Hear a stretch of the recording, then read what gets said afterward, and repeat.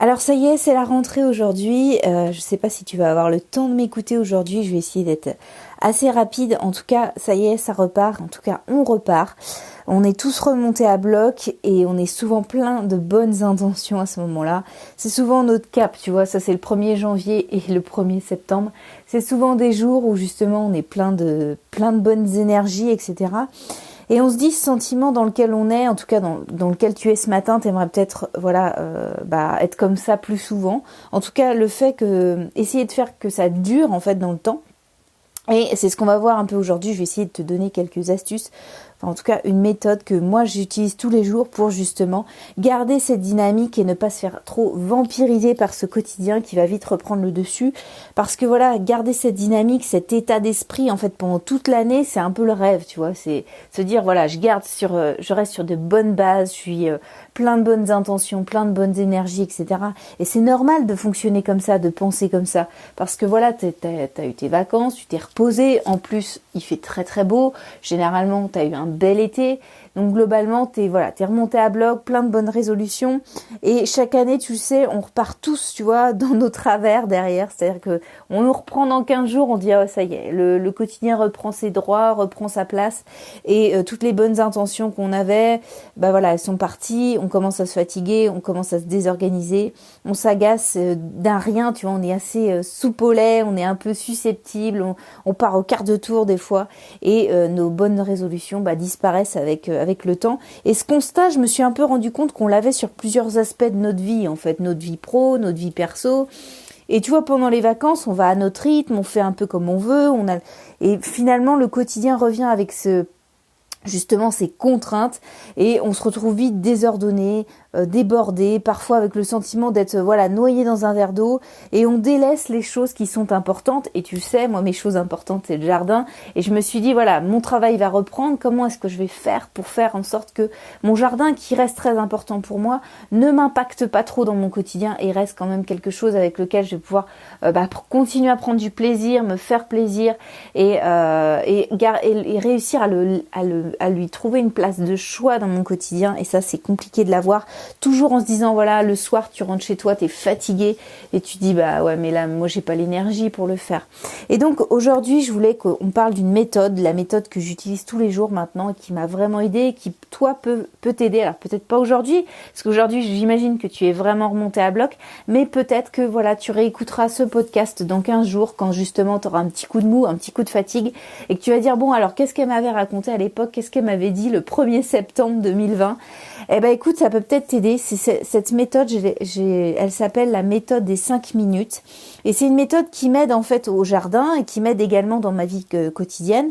Et la méthode, elle est hyper basique, elle est hyper simple. C'est en gros, si ça te prend moins de 5 minutes à le faire et que tu peux le faire tout de suite, fais-le. C'est hyper simple, je répète, si ça te prend moins de 5 minutes à le faire et que tu peux le faire tout de suite, fais-le. C'est aussi bête que ça, c'est aussi simple que ça.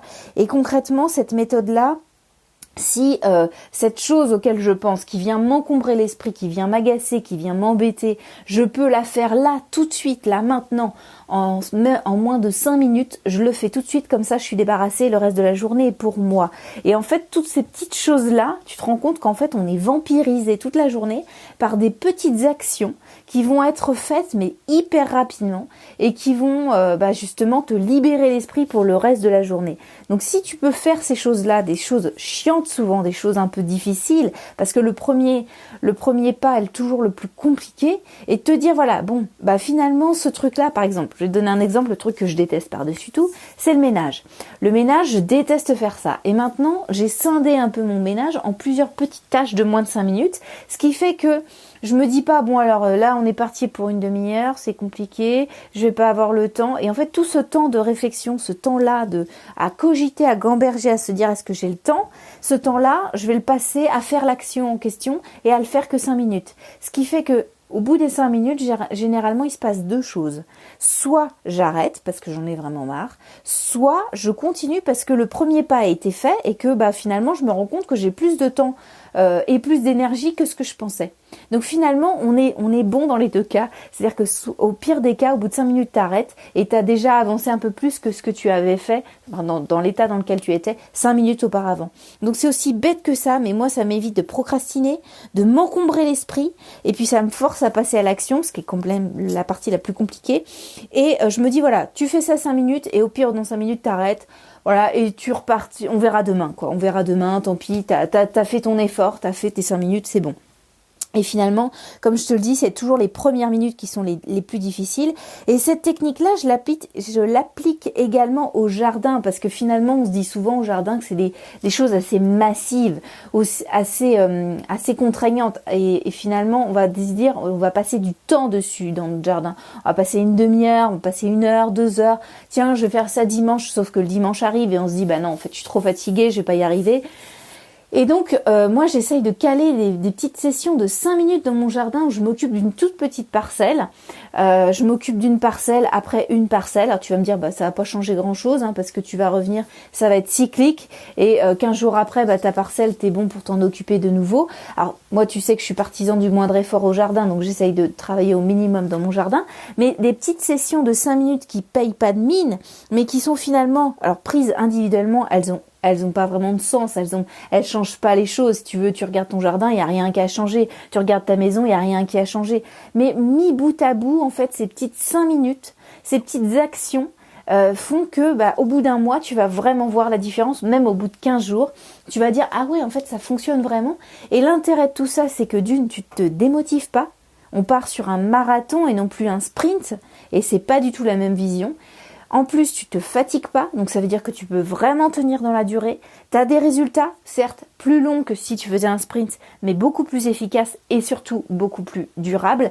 Et en plus, ça s'inscrit vraiment dans tes habitudes, parce qu'on se dit souvent que pour justement prendre une bonne habitude, il faut au moins 66 jours normalement pour que le cerveau l'intègre correctement. Alors théoriquement, il faut 30 jours pour que ça devienne une habitude, 66 jours pour que ton cerveau l'intègre comme partie intégrante de ton quotidien.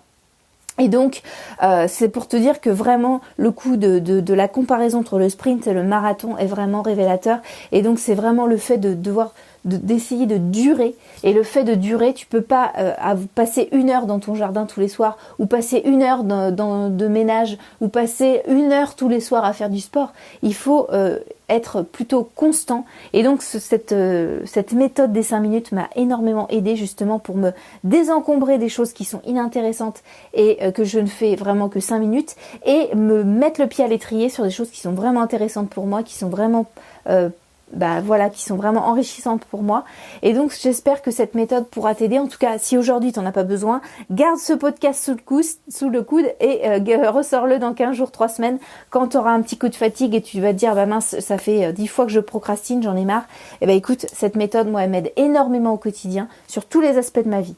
Donc voilà, j'espère que j'ai pu t'aider aujourd'hui. En tout cas, moi je te retrouve demain pour également parler jardin, etc. Alors on peut s'aider d'autres méthodes.